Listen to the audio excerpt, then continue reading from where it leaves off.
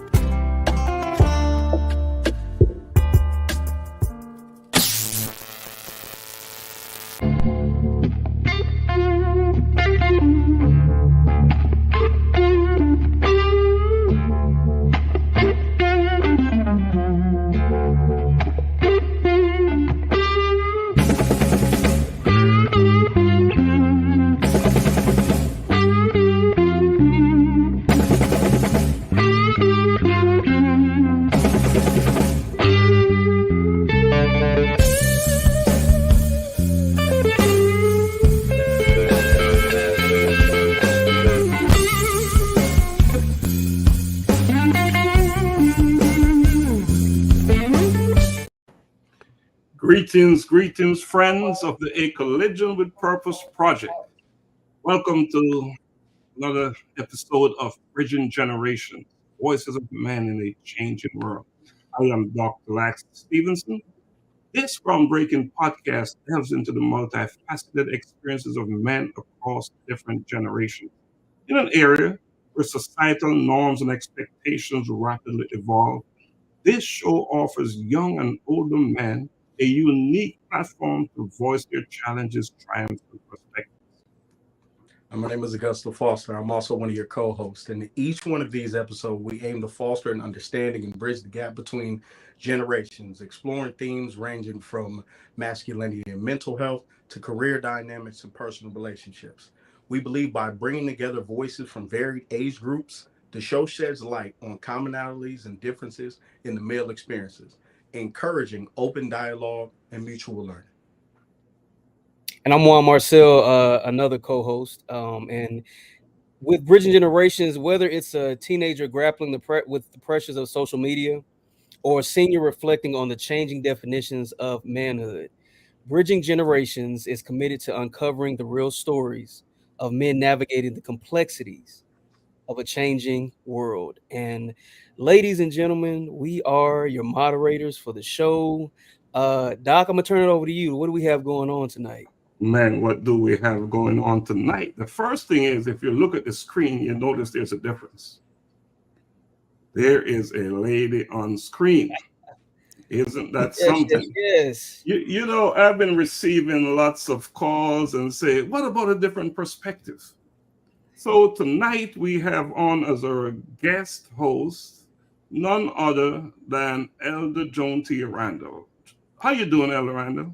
I am doing fantastic. First of all, let me just say thank you for giving me the opportunity to be with all you men. I love it. I feel honored that I get to spend some time with you tonight. So thank you for having me. Awesome. She needed the drum roll. She needed the drum roll. One thing I know about the drum roll, it's never too late to give it. The drum roll to make it official. Let's do it. Drum roll to make it official. All right. So you know, these weeks, they're going by so fast, aren't they? Yes. What's up with that? What's up with that? Time moves fast when you're being effective and enjoying life. Oh man, you said the right thing, right? Yeah. Time moves fast when you're doing stuff. And aren't we doing things? Oh yes. Doing a lot. We're doing a lot, one? Yes, Oh, doing yes. a lot of good things. I'll say that. Let me change that. We were doing a lot of great things. Great things. There we Great go. things. Yeah. Hey, and you know, we have a packed show tonight. We have a special guest. He'll be coming on in the second segment, Mr. Patrick Jackson. I'm not going to say much about him right now because we'll make sure we bring him on with a drum roll the right way, the way we do it Right. here. All right. So, Elder Joan, you're on. This is your first time on with us. What are you thinking? What are your thoughts? Well, I'd like to introduce myself so your audience know a little bit about who I am. I'm Joan T. Randall. I'm a publisher. I'm an author. I'm a coach. I'm affectionately known as the author's midwife. And what we do at Victorious You Press, which is my company, is we empower individuals to use the power of the pen and deliver their message to the marketplace so that they can build impact, they can build a legacy, and they can build multiple streams of income from one book. From one book. One I book. love it. Impact and That's legacy. amazing. And the big piece is what? Multiple streams of income. Yes. Isn't that a big deal? Big That's deal. major.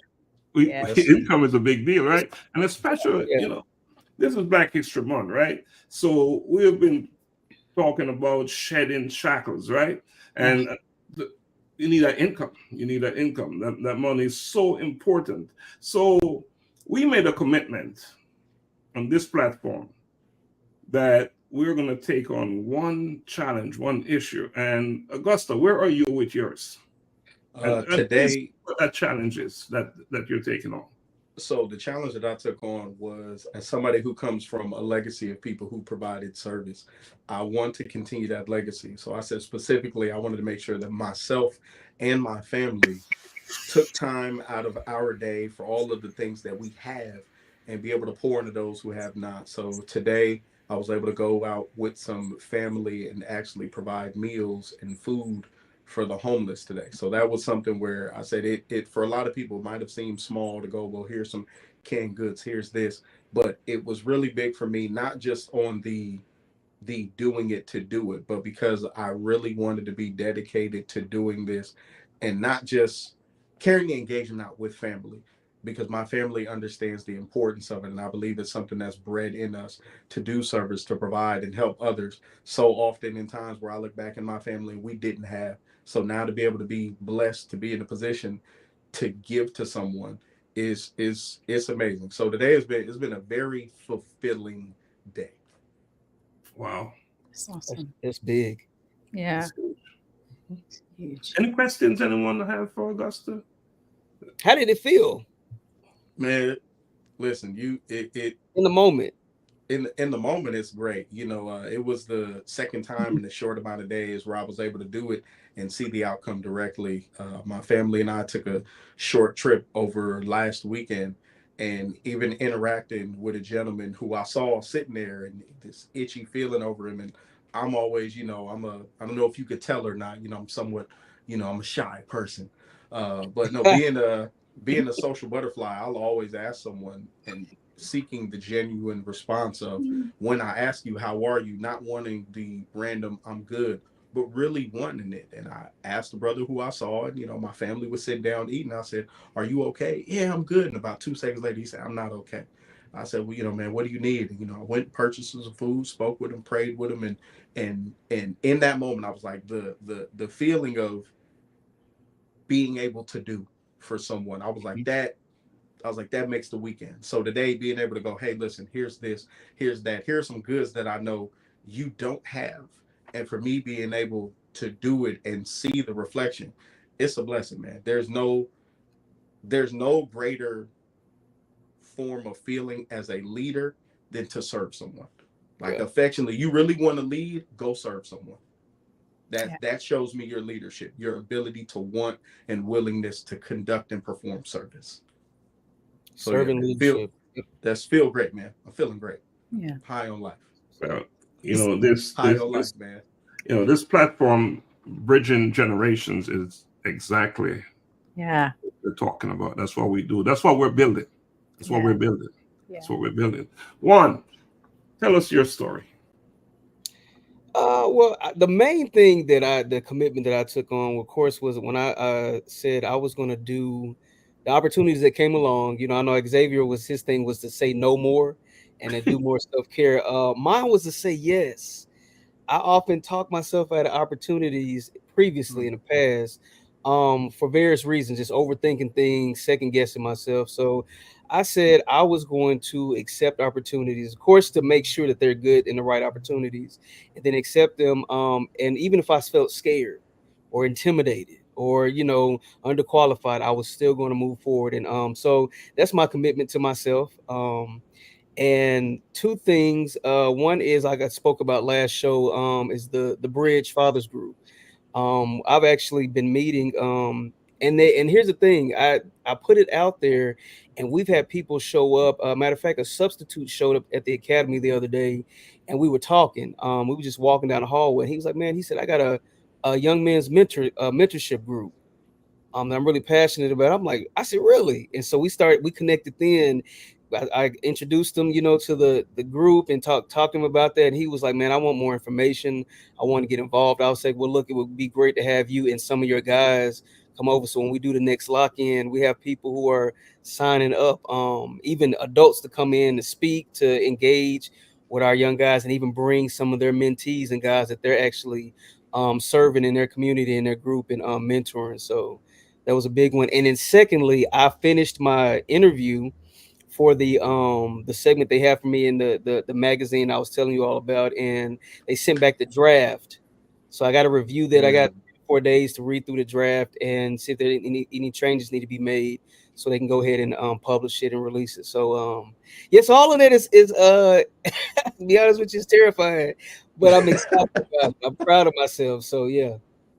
That's So awesome. you heard it from the founder of Improve Coaching and Consulting, the man who's all about empowering people.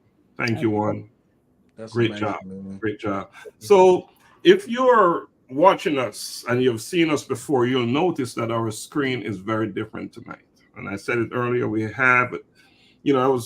I've been receiving these different phone calls and requests. What about the other perspective? Yeah. So here we are tonight. I'm going to ask Elder Joan about her commitment. Yeah. Thank you. So my commitment, first of all, congratulations to Augusta and Juan. It's amazing to see what you guys are doing in the community, and the power of your endeavors will definitely create a ripple effect when people see that or feel it or experience it. For me, my one word has always been impact. And every day I wake up, I ask myself, how can I make a difference in someone's life today? Whether it's a smile, even if it's opening the door for someone, even if it's saying hello, even if it's paying for the person behind me coffee in a Starbucks line, right? And so that translates to what I do right now in the writing world, the literary world.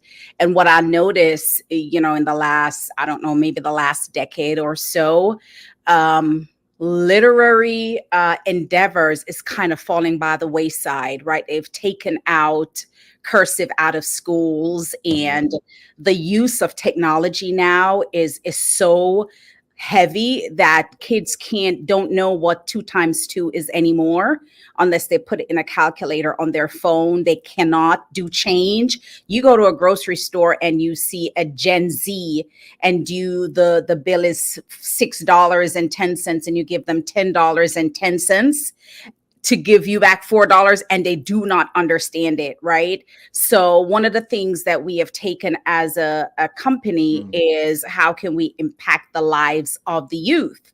And so we have and it's a model from Dr. Laxley, which I absolutely love.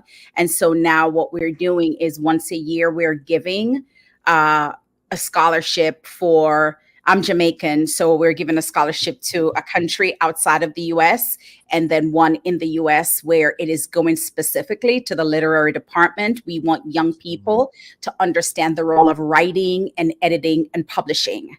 And so that's impact, because that reading, writing, I have a quote that says, the power of the pen. It leaves an indelible imprint that can never be erased. 100 years from now, 200 years from now, anything that is written can still be found.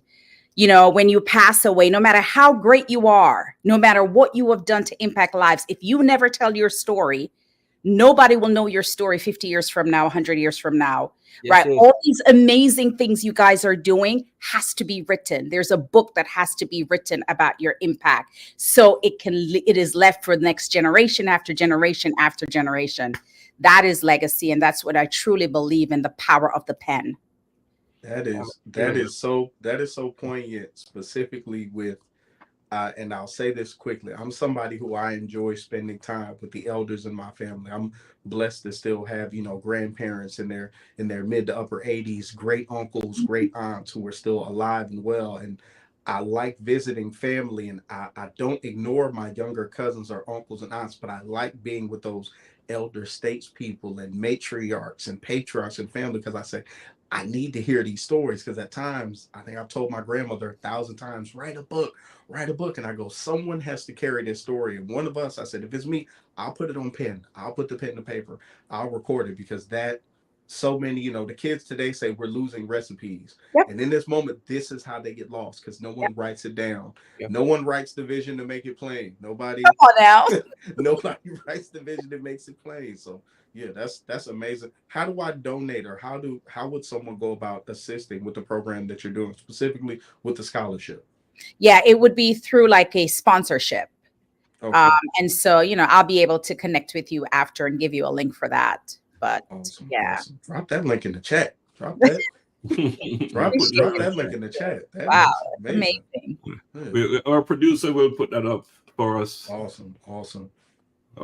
So thank you, Elder Joan. And I should tell you that Elder Joan is the publisher of both of my books, An Earth in You and A Collision with Purpose, In Pursuit of Purpose. Thank you, Elder Joan, for taking care of us with that. Appreciate it. Great word. And for everything else that you're doing, for all the work that you're doing, awesome stuff. We need more people doing that type of work. That's exactly what we need. And my commitment was to find as many scholarships, to source as many scholarships, whether it's through A Collision with Purpose or a donor or someone saying, here is some money that you can use to fund a scholarship. So I am happy to say that today I sent off enough money to pay for a 1 year of school fee for a young man by the name of John Blessed Wafula, all the way in Kenya. So he can attend school. We'll be able to attend school for a year with no challenge, no problems. And if you know anything about schools in Kenya, even at the primary and high school level, if you can't pay, you can't stay. That's just the nature that's just the way things work there. So he will stay for a year, for sure. And of course, that money I received the money from a anonymous donor. So I always tell people that this is not a telethon. We don't do that. We're not asking you for anything. But if you feel it within your heart to give something to help a youth in an underserved community somewhere in this world, please feel free to do so. We appreciate that. So all right, great stuff happening. Great stuff happening in A Collision with Purpose world. And we have a big event coming up. And Juan, you want to talk about the event real quick? So we need to get on to our special guest. We don't want to keep him waiting too long, but can you touch on that real quick? Yes, real quick. March 2nd, y'all, Shiloh High School.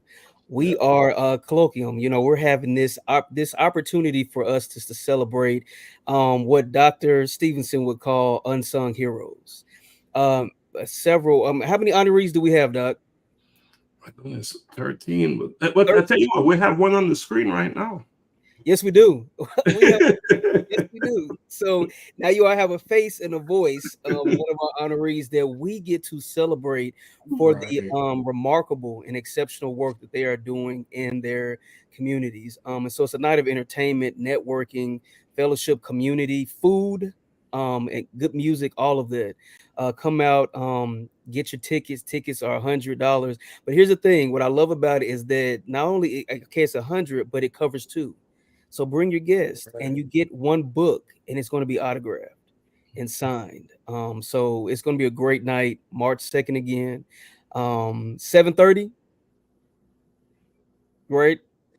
No, Seven- we'll be on at doors open at 5, and we again start promptly on time at 6, because we have a full Okay, program. we have promptly at 6. On We time. Heard the doc. On And I can't tell you nothing else. We're gonna He's kick it prompt. off. We have music, we have dancers, we have people talking about Yes.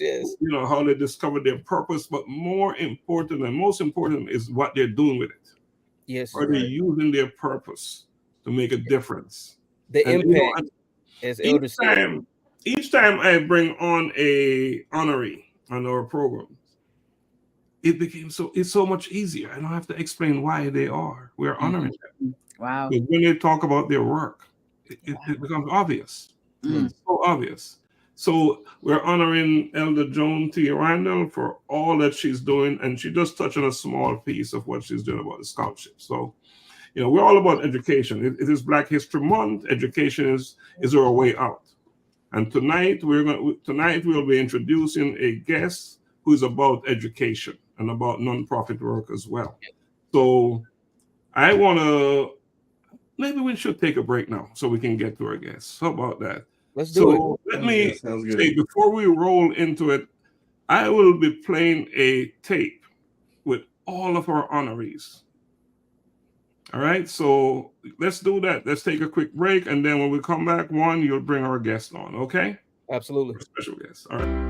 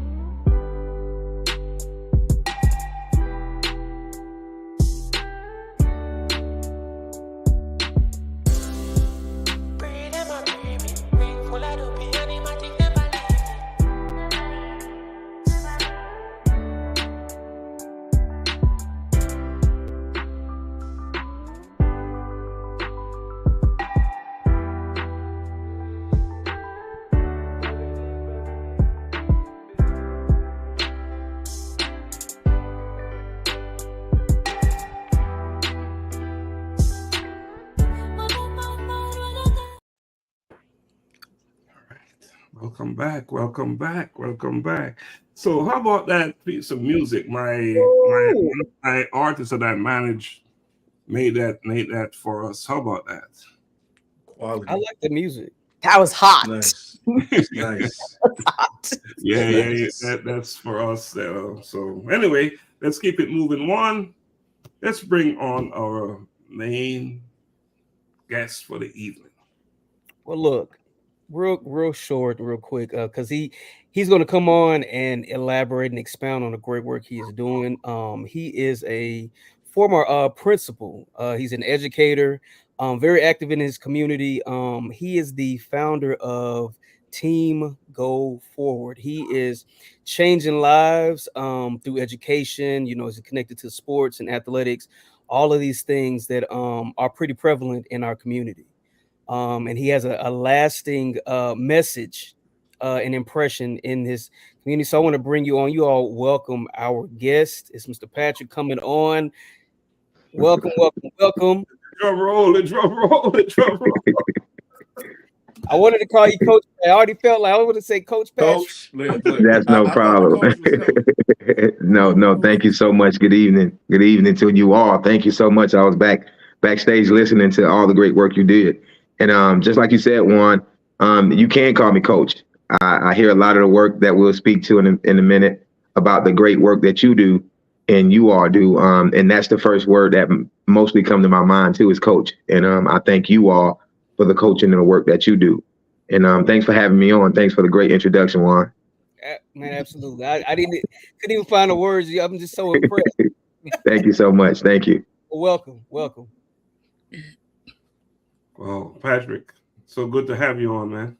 No problem. Thank you so much, Doctor. You know, it's a pleasure to be here. Over the course of a few months, getting to know you a little bit better.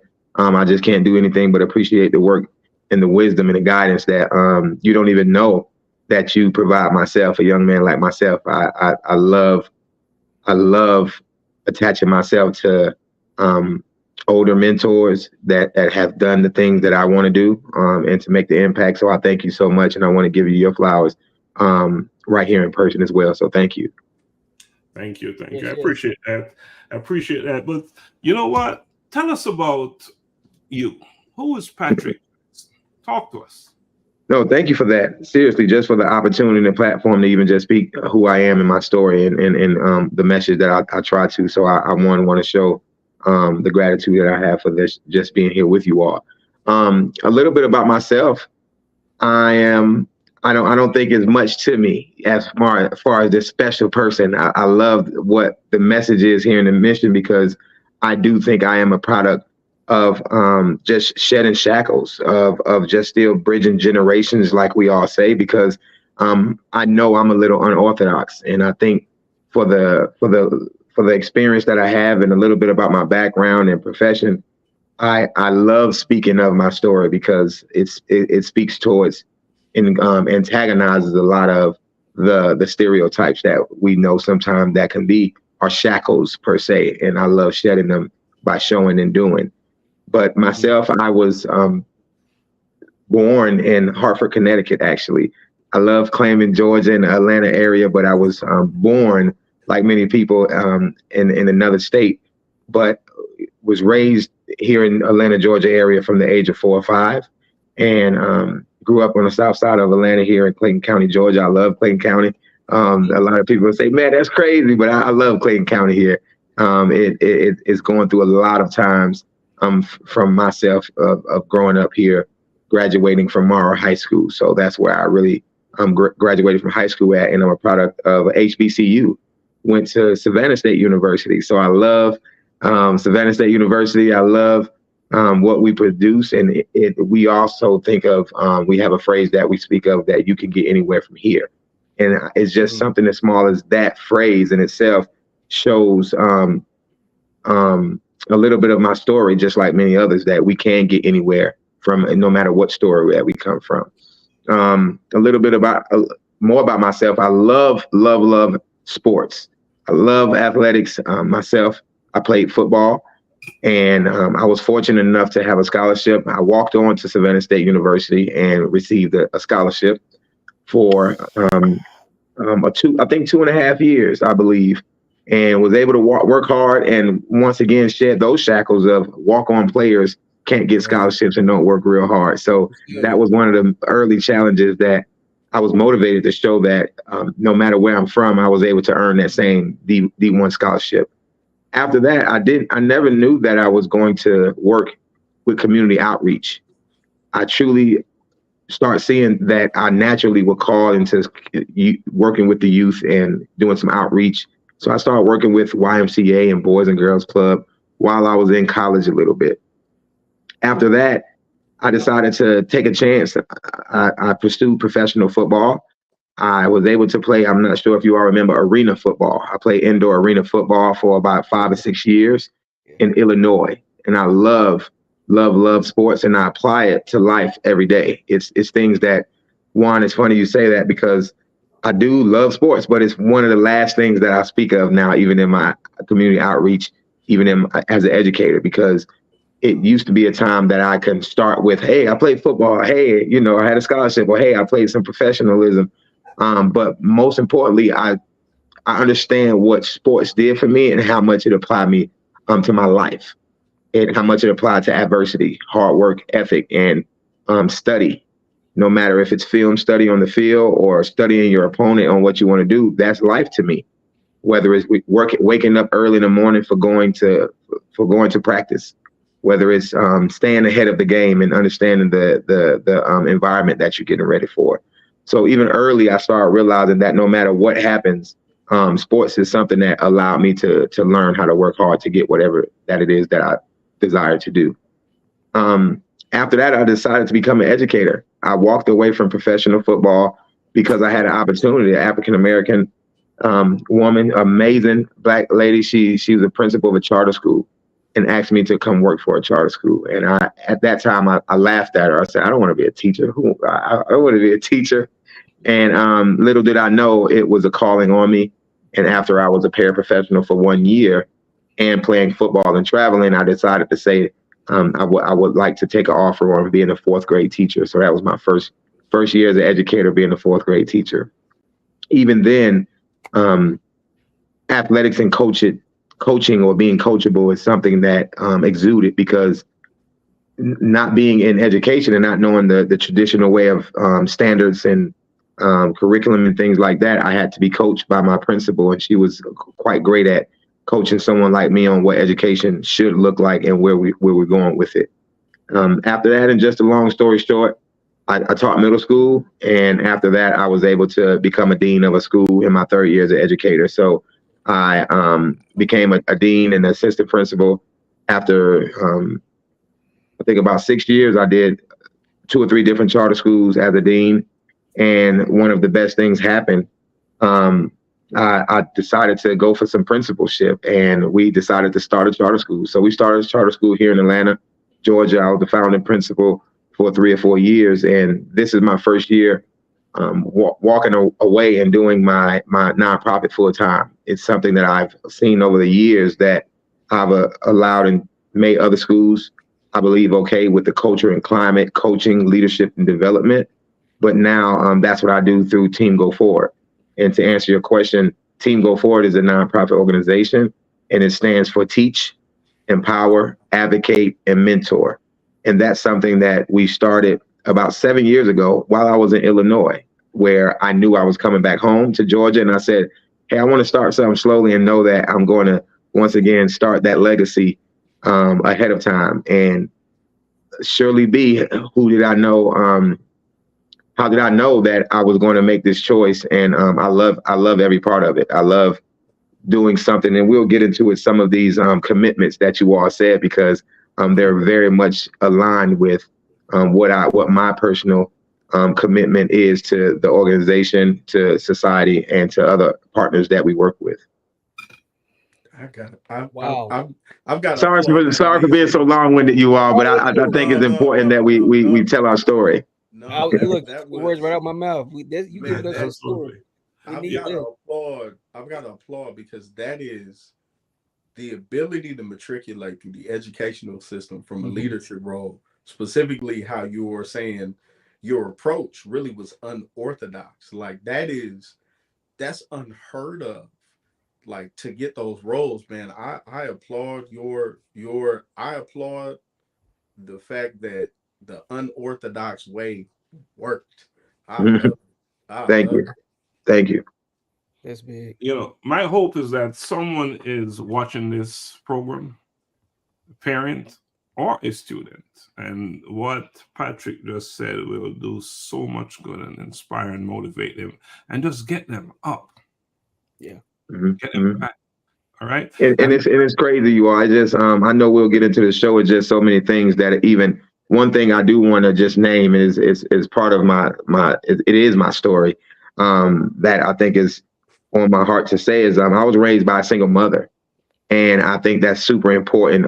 That's something that I never shied away from, and I give my mom a lot of thanks and kudos and love for being able to handle a household in a way for a Black woman to be able to raise a young Black man. And that's something that I think is important. That's something that is my mission, because obviously in our community, that is a popular perspective on our single family households. And that's something that is my mission, to show everyone that is the same background that I too come from.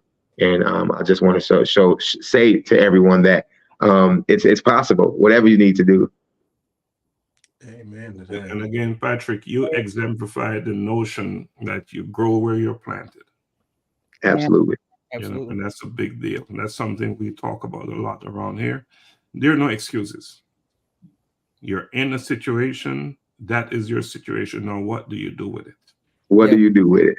And we could go on and on about that, there's no excuses, Doc. There's no excuses. None at all. But before we move on to our other panelists, I have one question for you. Tell us about your commitment to your organization. My commitment, myself, thank you for that. Because I was writing down, I was like, man, these some great commitments you all have here. My commitment specifically is just like the way we hear, Doc, is partnerships. I understand my sole reason for what I think a lot of the gaps that we'll talk about between the education system. Mm-hmm. I truly feel like it's a gift that I have to be able to come from a different perspective and not be so bogged down and work directly in the school, because there's a lot of opportunities out here. There's a lot of partnerships. There's a lot of organizations like yourselves that truly are here for the work. We want to serve. We want to do things, like you said, make an impact. Miss Randall, you talked about literacy. Oh, we could go all day about that, and that's important.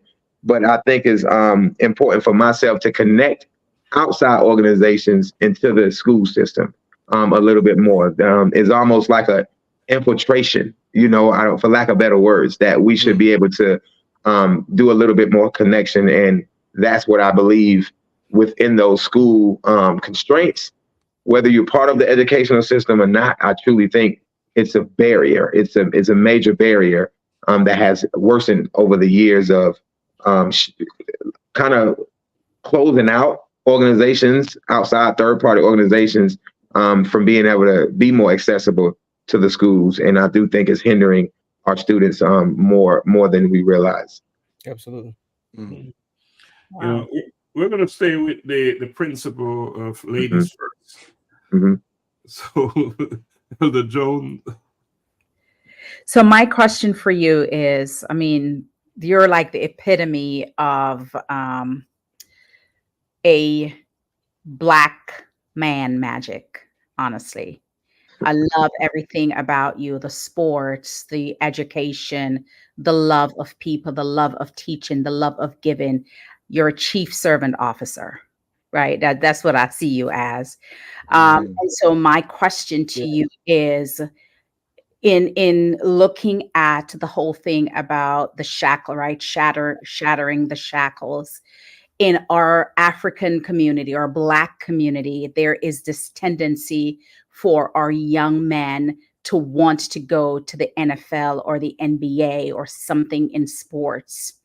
And so they are most often are encouraged by their parents to go, and they push as hard as they can, whether it's flag, and then you go to tackle and all these different levels of football. But sometimes those same young men have these dreams of thinking that that's how they can make it out of their environment or out of their community.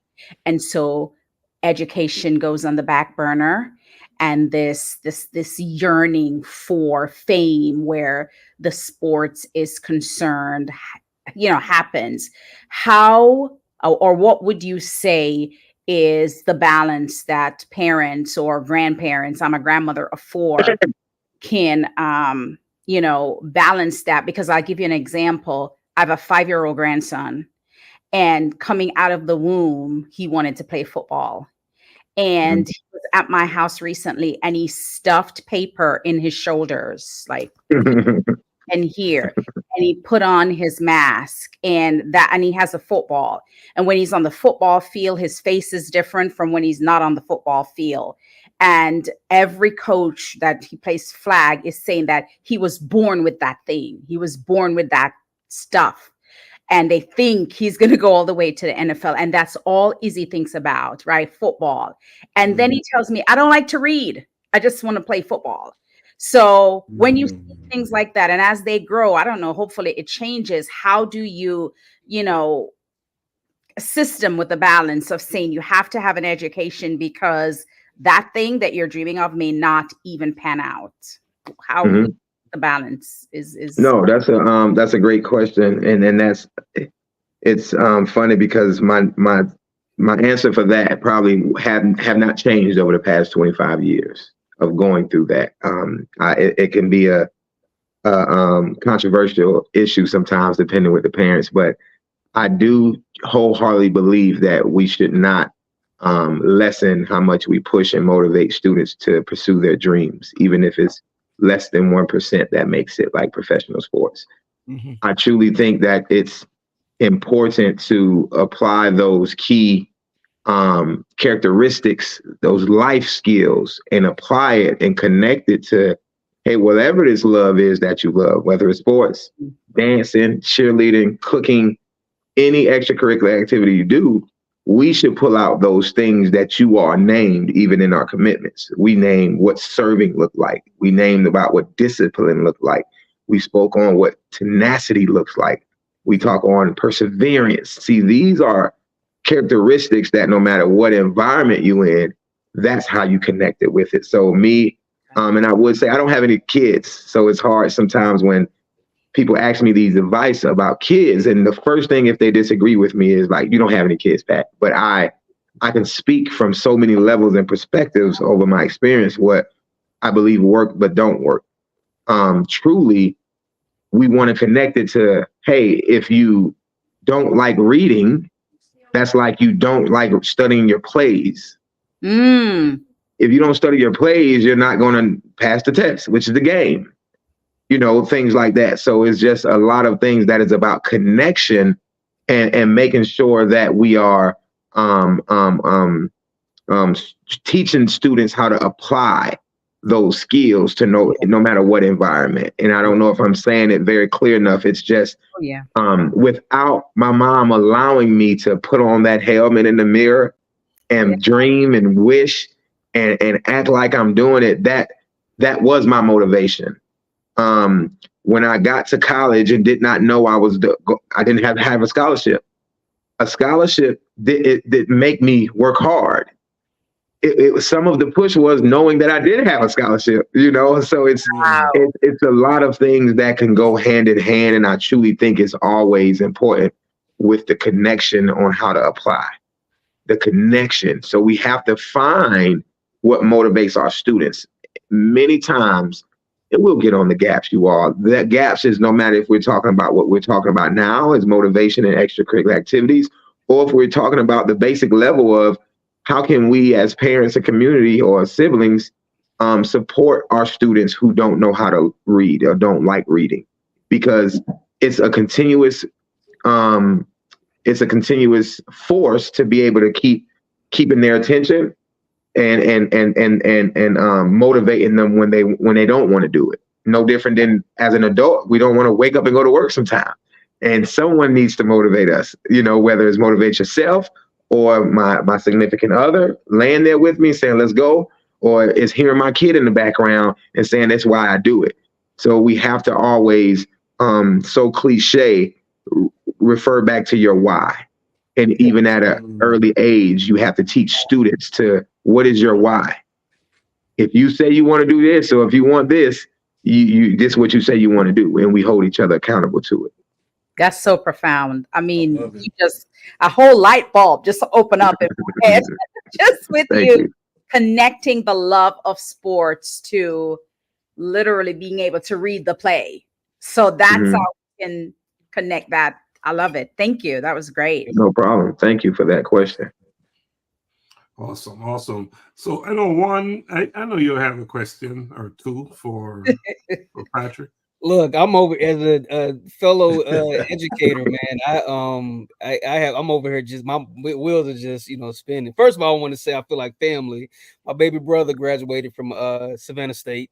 Okay. Baseball and everything, so he grew up playing all sports. And I actually work at a performing arts academy right off Forest Parkway, so I'm right there, Clay Cove, Ellenwood, I know exactly. Admission recruiter at Clayton State University, so I'm familiar with Clayton County. So, but well, and it's funny, Elder Randall, what you talked about, because that was going to be my first question. That's something that you're right about it being controversial. I've been in education now for going on 12 years. And when I started out in high school, I was an assistant track coach. So a lot of my connections were with, my guys, track, basketball, and football. And it was a conversation I was having constantly, because GPAs and test scores were so low, but the skill was just magnificent. But it didn't always pan out because I would always have the conversation about this. You're an athlete, but you have to put the student in front of that. You're a student athlete, and so we always had the conversation about what a student athlete looked at. So that question was just, she took it right out of my mouth, having that conversation. But you talked about, and since we're already there, I got something else, but I'm gonna stay where we are, stay in the flow. You talked about the gaps. And I, just studying, just researching, just a lot of these things when it comes to the disparities in education, especially for our marginalized populations and underserved, like what gaps have you observed and picked up on that your work actually responds or speaks to? Well, one second. I'm so sorry. Somebody is literally banging on my door. I want to say I'm so sorry. 1 second. No, go ahead. Well, he'll be right back. Yep, he will be. One of the things what you say, this is real talk, right? This is live. This is live, pal. Things are happening in real time. Real time. That's just the reality, right? And how you deal with reality with real time is important. So we'll just wait for him to come back. Here he is. I'm so sorry, you all. I'm not going to waste time talking about that. I'm so sorry. Just come on back and tell us. Let's do it. Let's make it happen. Good. What is your question? So it's just about the gaps. What gaps have you noticed in just in education, literacy, whatever the gaps that you're speaking about?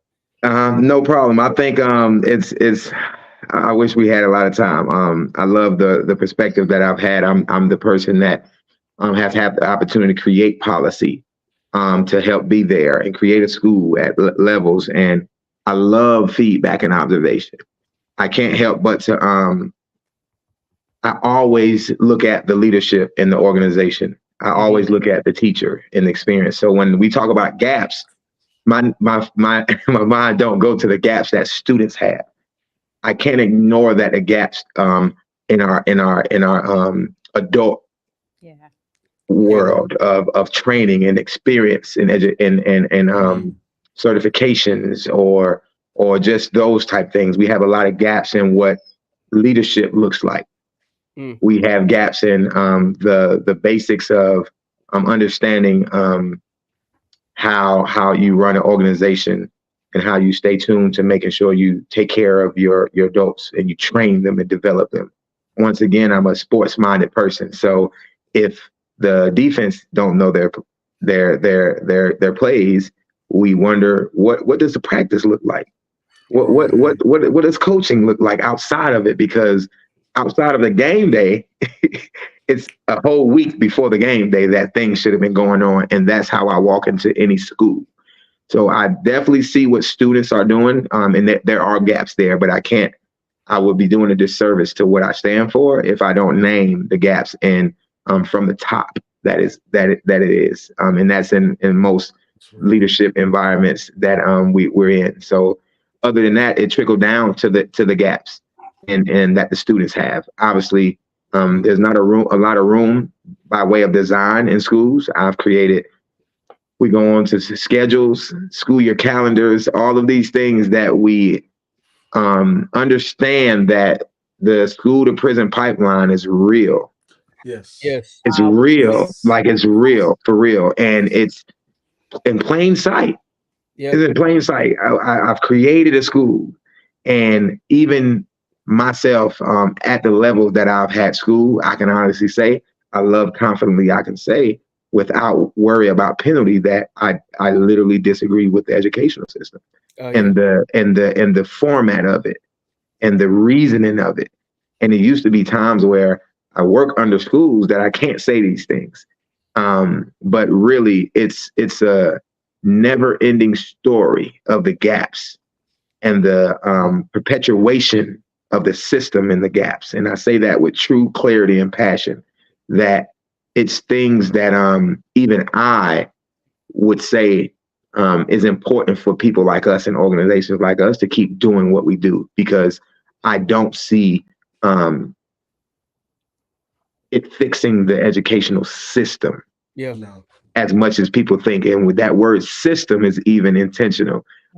We can't break that system with just our understanding that it's a system there. So it's just the fact that sadly, I think the gaps are implanted so deep that it's interesting, and it's good for us to know that we have to stick to these commitments. Yeah. Because these commitments are the thing that one by one will allow those shackles to shed off and educate our students. And like you said before, where are those gaps? The list is never ending where those gaps are. Absolutely. Wow. And that's some deep stuff. I know, y'all. I don't. No, you hit it. I'm not here to sugarcoat. I'm not here to sugarcoat at all. And we don't want you to. This is real stuff, real talk. Bring your authentic self. That is a requirement to be on here, and you're delivering it just as you should. I would say the way that even the questioning has gone has been perfect, because now transitioning into my question, it went from, and we were always discussing current topic. I'm born and raised in Los Angeles, California, San Pedro, Compton, Long Beach, throughout. And I remember, so to tie into what, Ms. Jones said, they did a study a couple of years ago where 3 out of 4 is 75%, which has gone up to roughly now, that was in 2021 or 2017, they did that study. Now it's almost at 80% of Black boys weren't reading at the level. And then transition from that to, what Juan asked, how do you fill the gaps? And then in that moment where y'all said it, I realized I'm sitting here listening to somebody who's a literary expert, somebody who, is very effective in linguistics, and then 2 gentlemen at the bottom who specifically work in the field of education. And it hit me right in this moment. In all of my years from grade school to middle school to high school, I had 1 male Black educator. And in that time, like right when y'all said it is gaps, I said the system is somebody who, California has one of the largest penal systems in the country. California is one of the states majorly that treats the penal system as the mental health care system. It's where they do the homeless, like the prison, elementary school to prison pipeline is real. I met today with a friend who we've been close, like brothers, since we were 7, 8 years old, and we could count on both of our hands the amount of people who, by the time people were 8, 9 years old in California, you knew you were going to Los Padrinos, a California State Youth Authority. You were going to baby prison. They were, in essence, putting you in the system at 11 years old. You knew this is a person who's going to go to prison. This person is going to go to college. And it was so wild to hear y'all say that gap. So I would ask you the question, because I think one of the gaps is more Black male educators. I think that would also help with the reading. But then I would say, for a question of, since we know that's the gap, how can people who are outside of the education system, like me, I'm a father of 5. I have 1 son who loves reading, who loves tech, who loves science, but I know he's a rare breed. How then do we transition specifically the melting of the young men who, you're either going pro, you're either got a bars or a wicked jump shot.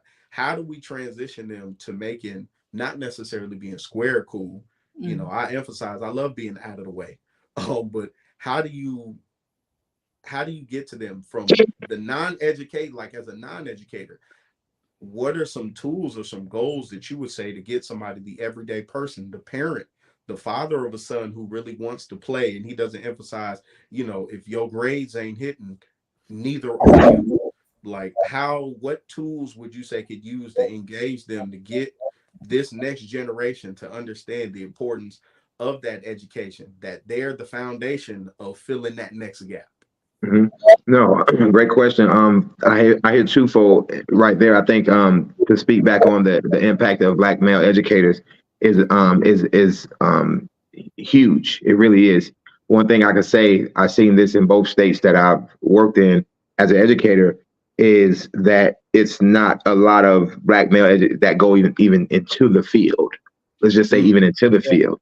You have a lot of community outreach, Black males, but when it comes to in the field and the expertise of education, that's already a much lower percentage that comes and available to even hire, to interview. It's just not a lot of Black male educators. That's something that you have to intentionally go out and say, and that's another part of the educational system where it's so flexible on the positions that you can make and create and titles that I don't think that educational systems do that with the impact that they can. I think when you're intentional enough, you can go create and make positions to say, this is how I know I can get more Black males into my school, whether it's paraprofessionals, whether it's substitute, whether it's whatever it is to get these, they don't have to be certified teachers. Just, I would say Black male educators in the environment is that much more impactful, hands down. Just from the presence, and that goes back to my story of how I was able to thrive. It's not because I was the best and the smartest and everything. It was because, one, my background in athletics, it helped me understand and apply. But two, yes, because I am a male and a Black male that looks like our students, and I know how to connect with our community. So that helps a whole lot.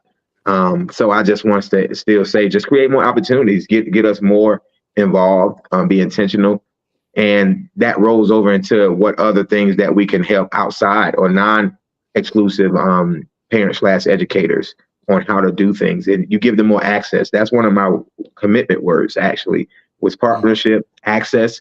I love connecting people and understanding the access that I learned. So if that's a parent who needs some support, we create programs in our school that creates monthly, weekly, when you hear these things called Donuts and Dad, Muffins and Moms, all these things, when you go over and over and over, this is what we should do from a 30-foot view as a leader, that you look ahead and plan these things intentional. You make these things intentional part of your priorities and all your data-driven things. When you're intentional like that, you create these environments that it's, yes, collaborative, but it's informative as well for the community. So to answer your question, you make workshops, you make things that they think they might be coming to parent-teacher conference, but hey, in the gym is a whole nother workshop going on with wraparound services or SEL for parents or mental health for parents and opportunities, because it's a lot. It's a lot of outside forces that does impact our students and our families at home. And we have to have an unorthodox ear to be able to say, maybe curriculum night don't need to be all about science. Maybe it needs to be about, how do I make sure my parents know how to communicate with their students at home? Something as simple as that. So to answer your question, you just make many more intentional opportunities to be able to educate and develop all stakeholders. Is about leadership and development of all stakeholders. Awesome. Thank you, man. We're going to take a quick break. And when we come back, we're going to talk about mentoring, the lack of, and the importance of. So let's take a quick break. Thank you.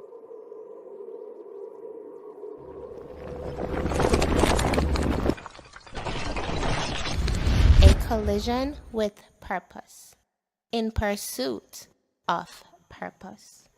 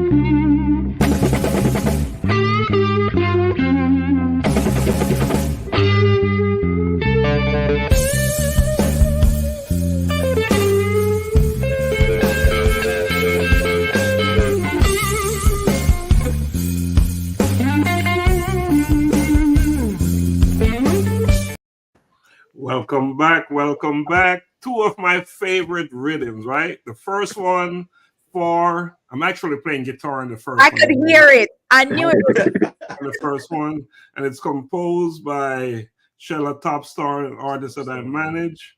So just wanted to put that out there. I'm playing guitar in the first one. Shameless plug. None other than my favorite guitar player in the world, Jimi Hendrix, playing Machine Gun. Isn't that an interesting one too, Machine Gun, and when it happened during those days of Vietnam when that song came out? Anyway, so that's just a little bit of stuff there.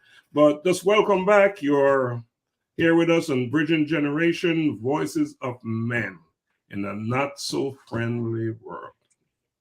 Right? Is it friendly? It's not friendly. It's an interesting world, right? But guess what? It is the world we're in, and we must do what we need to do, no matter what kind of world we're in. Yep. And I think that is the argument we're here to make tonight.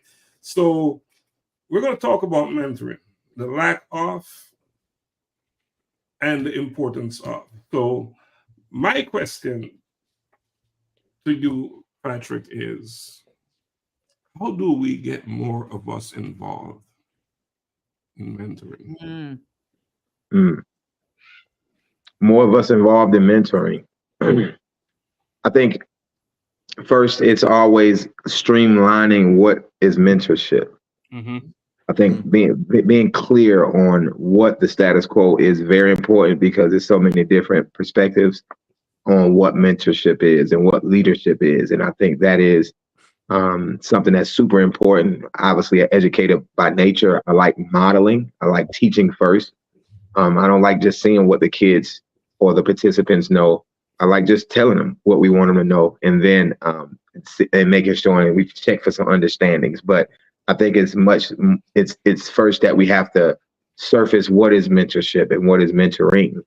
And after we do that, it's now about how to apply it. How do we mentor? It's a plethora of ways that we can mentor. You find your niche and you find your community that you want to mentor, and you go along with that. But I think it's more about getting doing what you're doing here. Number one is allowing these opportunities on platforms to be able to speak who we are and our mission and vision. So organizations like ourselves also can hear and learn, like, oh, I didn't know it was a person that did this close to me or connected to myself.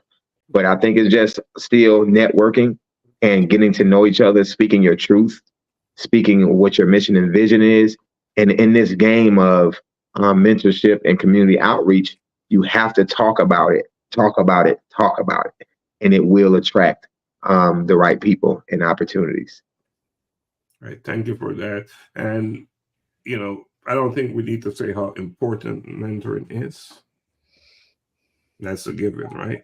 It's a given.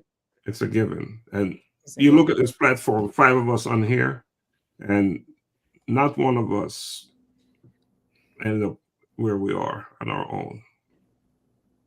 There was someone or something or somewhere, someone was there to guide us, to help us, to give us a helping hand when we needed it. And I would like to say we all needed a helping hand at different times. We still do. We still do. We're still. And I want to just name the fact that before we went on break, we spoke of the impact of Black males in this environment. And I just, obviously I spoke on how I was raised by a single mother, but I can't ignore the fact of the great male mentorships that I had in my life coming up. Absolutely. The coaches, the deacons at church, the men in the neighborhood like ourselves that stay on us and speak to us, because those were the people that still allowed me to see a different perspective and understand and to pour into me. And it wasn't because anyone asked them to. It wasn't because it was a job. It's just like we do now. We see something in people or opportunities, and we literally say, "Oh yeah, let me tap in a little bit more." So it's important to keep our eye out on when we feel that passion or that spark to do something and say something. I think it was you, Augusta, I think, who had the story of helping somebody. You said you want to serve. And those are the things, when you feel it and you hear it, go do it. Whether it's at the gas station, you see a family, whether it's At school, I'm always pulling people to the side and giving them some feedback on what they can do better to work harder, So just when you hear that, you go do it. You don't have to think about it. That's a mentor. When you feel it, go do it. I think the state of where we are, it makes it a requirement that we should be looking for opportunities to mentor. Mm-hmm. So we're going to stay with the principle of ladies first, and Hello, Joan. Yes, sir. So what was the question? If you have a question for Patrick about mentoring or where we're heading as a group of people, Yeah. It's open. Okay.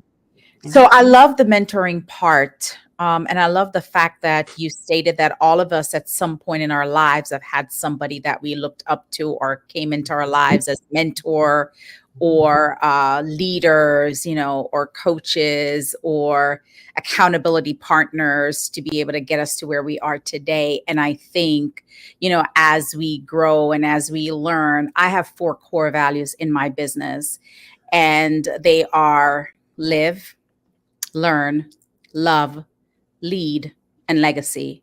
And when it comes onto all of those 5 core values, I'm always bringing someone from behind with me. There's somebody that's coming along with me at every stage, whether I'm teaching them how to be the best of who they are each day, or I'm helping them to learn, or I'm leading because I am teaching them what I know, or I'm giving them love because love is actually a relationship how it flows in my company.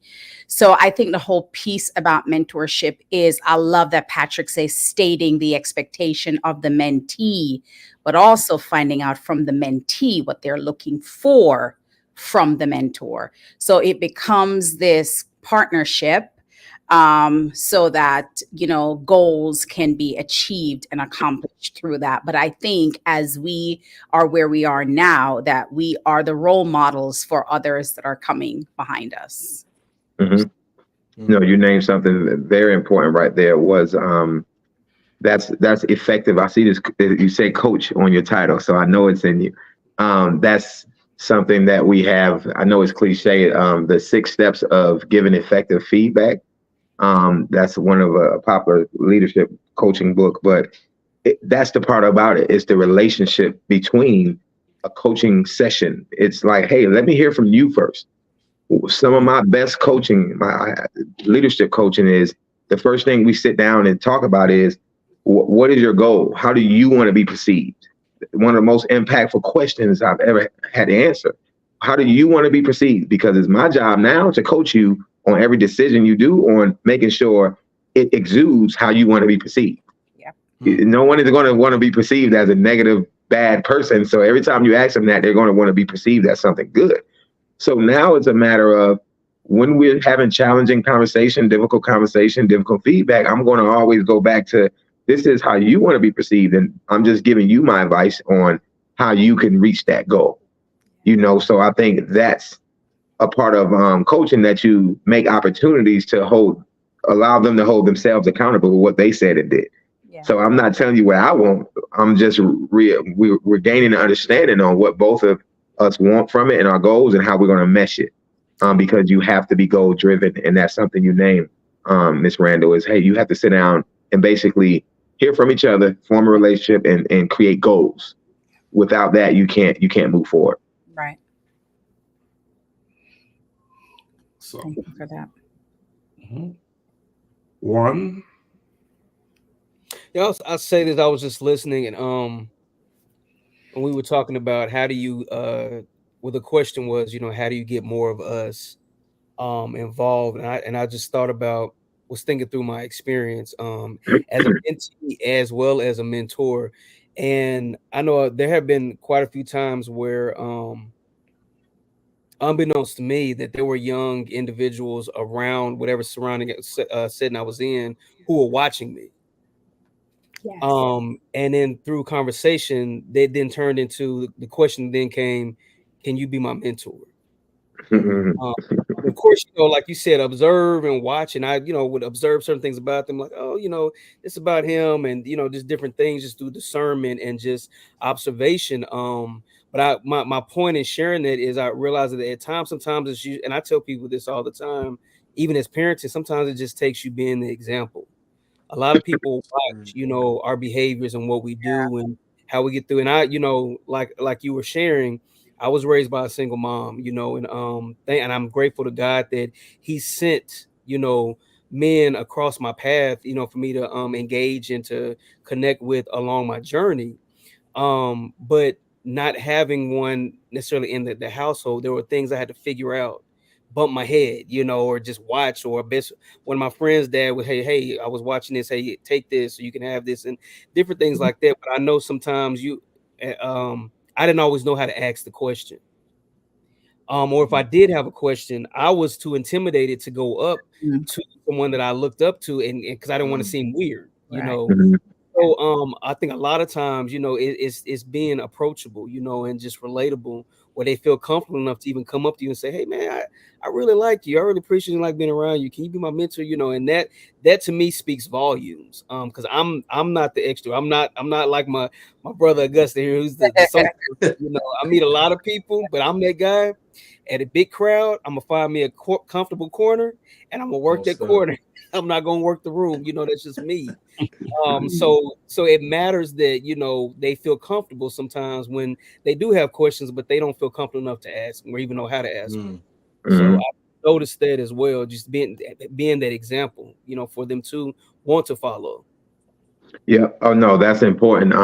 Just leading by example, and then even my most recent, pretty much understandings are I don't even take advice from people who are not doing and just saying. It's just, and that's about like it's literally just that simple. I only want to hear from people who has done, completed, and failed and fell forward at the things that we want to do. And Dr. Laxley, that's how we met. I could go on and on with these things, but that right there is, I have a just amazing story about that, to be honest, Juan. One mentor that I had, I didn't know he was a mentor. He was my life mentor. He's the, I think he's not the chief of police, but he's the, he's something up there. I don't even know. He's the lieutenant. Yes. Lieutenant of College Park. I love him. Marcus Denard. He's amazing. And he's my lifetime mentor. We knew this from high school. He was my coach, a teacher. He was one of us, just like in the schools, But recently I got this mentor. This year I've been getting a lot of mentors that's probably 60 and above, 65, man. Is just, it's amazing, because in the light that I am in now as an entrepreneur, as an investor, as a real estate investor now, is just, that's the mentorship I like coming from, is people who've done this before. And one of my first times meeting my most recent mentor, he's a level 5 investor, developer. He builds houses, develop communities in College Park. And I was just in awe from the first time I met him. Yeah. And I'm that person, Juan. I am a social butterfly. I don't mind where I'm at. I'm fine and I'm going to talk. Or I'm just like you. I could be in the back and I'm observing and I just don't want to sometimes, but I'm there 100%. Now, my first time meeting this guy, I had to ask him that question. I was just blown away. I had to. I was walking around his multi-million-dollar new build properties, and I'm just like, man, he's giving me so much knowledge walking around. And that's the question I asked him. Do you mentor? Yeah. And I think Lex, the first time we met, I probably asked you some of them same type of questions, man. And he laughed at me. I would never forget this response. And I understand now, unfortunately. He laughed at me. He said, I don't mind mentoring. It's just that people don't listen. And that's something that resonated so much to me. And that's the things that you also got to find people who want to be mentored. And that's the thing. Or you have to find the key person to mentor if you want to get to somebody. In the community that we serve, I might want to mentor a kid, but the kid is not the barrier. You know, it may be the community, it might be the parent, it might be the circumstances. And that what you have to go find out. You as the mentee, I mean the mentor, you have to go adopt that the necessary mentee in order to get to that mentee you need to. Mm-hmm. So a lot of times we bring on families or communities or whoever, but you have to want to go search for that opportunity to mentor someone. You know, and it just like I spoke to a little while ago, when you feel it in your mind, Juan, when you feel it and you hear it, like, man, something about that person. Now you go approach them. Sometimes we don't know who know how to act, or if they even need mentoring. That's why we're the mentors. Absolutely. You know, we don't know who they don't know what they don't know until they start meeting us. You know, so it's important that we keep that keen eye to go antagonize, to go find, to go be that person. And it doesn't have to be 20 people in the room. Like you say, in that corner that you're in, you can walk away confidently saying, man, I had this one great conversation this whole day, and I know one's sticking with me, you know, or this one opportunity. So yeah, we have to have an eye for it. And even when someone says they don't want it or they show the actions they don't want it, we have to antagonize that sometimes. That's a valid point. Just seeing and then moving it, you know, the whole action step, you know, that is you're observing it for a reason, or it's been brought to your attention for a reason. Sometimes it does take us just to step out and to approach and interact with individuals. So yeah, absolutely. Let me ask you this though. I know you mentioned, and this going back earlier when you talked about stakeholders. And I know you know, from education, you know, and just mentorship and stuff like that. How important is it for those who are willing to interact and be approached? How important is it for the mentors or potential mentors to connect with the parents or guardians? It's imperative. You have to, or it's going to be a continuous wall that you come against when there's a lack of communication. It's just like, let me just name, it's just the same. It's one of the same barriers between the school system and the parent and the home system. You have to make opportunities to be able to say, oh, we have to create that space. We have to teach. Somebody told me you have to manage the managers sometimes, you know, because sometimes we don't know the barriers that we're going to come across. So we have to prepare for them in the best way that we can in that way. I'm not sure if that answered your question clearly. Oh, no, it did. It made me think of real short. I was the last academy I was at, I was a post-secondary counselor. And a mentor. That's the position. It's a mentor, teacher, post-secondary counselor. And one of my students, she lives in California. And so and she's not even, she's white. So, you know, I came in like, oh, this is, you know, and so we connected. And I know mom was kind of in the back, like, hey, Mr. Smith, you know, she would always send emails, like almost seemed like that helicopter parent. I'm like, ma'am, you know, I got this. And I had to catch myself, because when I started to realize, I was like, there are things about her that only mom or dad would know. Yeah. Right. So I sat back and I started to build a relationship with mom, and me and mom connected quickly, and dad from time to time. And then she would oftentimes say, hey, Mr. Smith, I don't know if she shared this with you, but da da da da da. And so when we would talk, I'm like, hey, tell me about, and she would laugh like, it's weird that you would ask me that. And our conversations would just, you know, and it got better. And then mom was like, hey, she told me that you guys had this conversation. Ms. Smith, thank you so much, because you're the first person she actually talked to about that. Yes. And that's the stuff a lot of people would ask me about, being a principal or being a dean. I was the person who had to expel or suspend, or before that, you know, it's just relationship is something that I truly feel is a super strength of myself with parents and community. I would be that person in the pickup and dismissal line outside with the stop sign, having fun, because the parents want to feel connected, you know, and that in itself fixes at least 40% of the problems. When as a principal, people would say, I would not go to board meetings sometimes. I would not go to, because I don't want to leave my building. And a lot of times you just literally being accessible, cell phone, whether it's email, accessible to parents, because they want to feel heard. No one is hating or trying to really set up their students to be failures, but sometimes we have to give them the access to know how to function in these environments that we want to be able to teach them. So you have to show them with open arms. That is no judgment. As people coming in school smell like smoke, or they come, whether sometimes they have to come into the school, we just make the environment conducive for them because I might not see them again. So we have to welcome and teach people not to judge each other in our environments and have that relationship. I think that's good. Yeah. Ecosystem. It's one thing a mentor of mine shared one time. She had this whole write out, and I learned like we're the ecosystem. We're that setting, that environment around these students that's working together, all of us, to produce this upstanding, productive citizen in society, and it's the ecosystem, it's the environment around them. So all a part of it. So yeah, that's good. Awesome. Augusta, I know you have something that you want to say.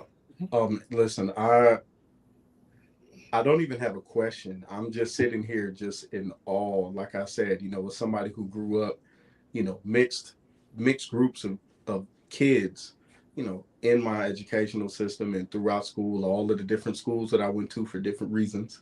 But, having one Black male educator, but being able to be in this space and hear, not just two Black men who are involved in education, all that, but to hear the intentionality and to hear them speak with that passion is like refreshing and promising to me, because I'm like, this is how the gap gets filled. Someone will watch this and they might go, man, you know what? I might want to go get a teaching credit, or even not even a teacher credit. I might really want to go, spend some time.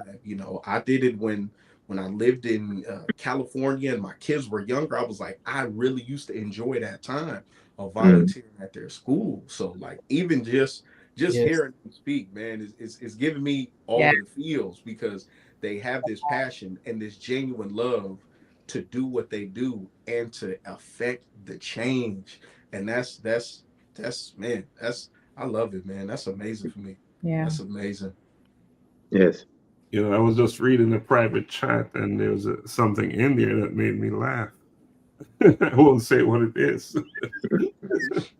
But Joan, you can if you want to. So let me tell you, transparent moment. So I asked Dr. Laxley if he could be my mentor, right? And he just busted out laughing. Literally, I'm like, why are you laughing? It's a serious question. I want somebody to hold me accountable outside of, because I am the one that's always holding others accountable. Exactly. A coach, right? A coach needs a mentor. A coach needs a coach. A coach needs a coach. Yeah. What's funny with both y'all, I never even asked Doc. I never asked him. I told him myself. Yeah, you've been my mentor for what, 20-something years. I never even asked him. But one those days from watching him, there were qualities that I wanted. He had qualities that I wanted. So those days were a little bit different. Yeah, they were. But I just thought it was funny when I saw that private chat, and Joan said that when Patrick said it, I laughed. Maybe that's something I need to look at. Why am I laughing? And I know we're wrapping up, but there's one thing that I've been thinking about first of all, Patrick, you're an amazing host. I mean, you're a human being. What a blessing you are to this earth. For such a time as this, and for this generation. I pray just all kind of anointing and blessings on you from the crown of your head to the sole of your feet. And that's Amen. Thank you. Amen. Thank you. But I want to just address one more thing. And I know we're short on time, but this whole mental health piece as it relates to our youth and school, and you recognize that, some of these things is happening younger and younger and younger, and whether it is because of, a breakdown or chaos in their homes or in their community or in how they were nurtured, tell us a little bit about how you would be able to address some of those younger people that are coming in with this mental health issue that you may suspect. No, that's a perfect question. Myself, even as a disciplinary or a coach or dean, I'm certified at restorative practices and social emotional learning. And that's something I truly think is so cliche that you hear all these phrases now in the educational system, like SEL and social emotional learning. And I truly think that is the key gap that needs to be filled ongoingly. The simple things like the simple 4 or 5 core competencies of social emotional learning. Yeah. And that's how to deal with frustration, how to build effective relationships, how to solve conflicts peacefully, how to name your feelings and self-awareness. And I think I'm not one to think that it's so many cases of what mental illness and health is. Right. And it can change from day to day, from person to person. It's not a diagnosis, it's life. Mental health is life. Yeah. And how do you deal with life? And I truly think these are the skills that is not washed away as much as like I heard you say cursive writing and certain things. Those things are sadly dwindling. Yeah. But SEL and social emotional learning, it will always be space in schools for that. And that's what schools and parents need to focus on. And that's the relationship I would always have with parents in the school is 1, streamline and clear communication. And 2, we have to teach adult SEL to even the parents and the teachers. Yeah. Because if the parents and the teachers are not handling their emotions and stress in life, it's trickling down to the school regardless, to the students. Yeah. So social emotional learning for all stakeholders, even like you said, a leader needs a leader. That's a social emotional learning. We all are leaders at this table and we all have coaches. And if we don't have the opportunity to talk with our one-on-one coaches by ourselves about the things that really, really stress us and we can't name, we wouldn't be well ourselves. And that's why we have the people that we have as leaders and mentors. And social emotional learning in our community, the Black community especially, is something that is a force against each other always, because on one light, our culture teaches us one thing or how the perception should be, whether it's defending yourself or handling anger or men, we can't show emotions. I cry more than anybody I know, y'all, in front of everybody. I'm a crybaby, seriously. And those things that we have to teach each other, our students, our staff, our community, that it's such things as feelings and emotions, and we have to name them. And we have to know how to interact with them differently. And you can't prepare for all different feelings and emotions all the time. None of us is that disciplined. Right. We have to just know how to be aware of it. So it's those things that if you're aware that it exists, then we will have the time to be able to respond better and appropriately. So I hope that answered your question, but social emotional learning, I truly think, and the details of it will help with a lot of mental health, and just how to deal with it and stay progressing, moving forward. I love it. Thank you for that. Yeah. Good. Thanks for that. One thing is obvious that we'll have to bring Patrick back on. Yes. This is a conversation we must continue and continue, because this is what we're all about. And Patrick, what you have delivered for us tonight is just nothing short of amazing. But before we go, I'm going to ask that we close out with a closing argument from, let's start with Patrick, then we go around. Excuse me? Final thoughts.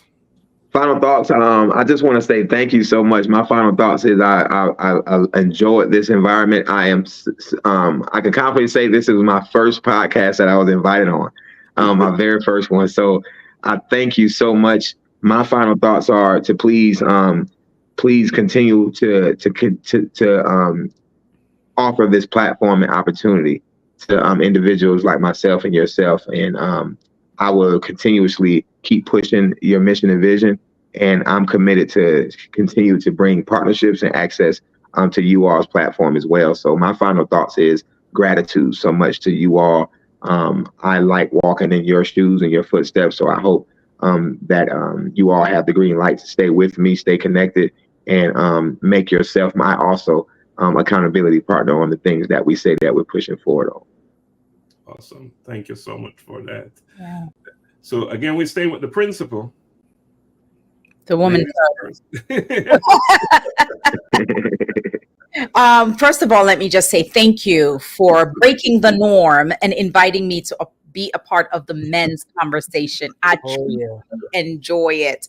I love hanging with men more than I love hanging with women. So I was right in my comfort zone with you guys, and I'm so proud. It's so amazing for me as a a woman to see our young men, because you're all young men, to see all these young men doing amazing things in our community. My heart is truly blessed to know that my grandchildren will get to somehow encounter people of your caliber as they go through life. I have 4 grandchildren from 12 to 5. So I'm just hoping and praying that they will connect with people like you. And so for me, my final words is still impact.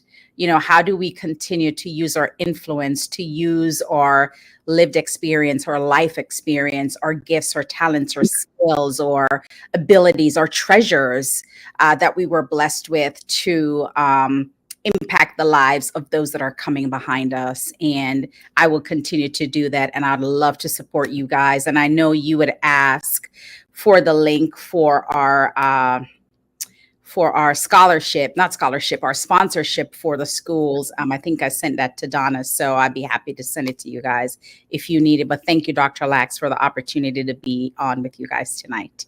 Thank you. Thank you, Bella Jones, for coming on. Yes, and one of the difference, the perspective is so important, and to have a different perspective is everything. Because again, we're bridging generations, but we're not only bridging generations, we're just bridging everything. Yeah. Gender, the whole lot.